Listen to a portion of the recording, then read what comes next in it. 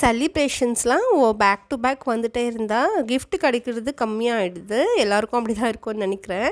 So ரீசெண்டாக தான் wedding anniversary வந்துச்சு. ஸோ ஒரு நாள் கழித்து உடனே வேலண்டைன்ஸ் டே வந்ததுனால நான் எதுவும் கிஃப்ட்லாம் எக்ஸ்பெக்ட் பண்ணலை. அதுக்கேற்ற மாதிரி ஹஸ்பண்டும் வந்து எதுவுமே வாங்கிட்டு வரல.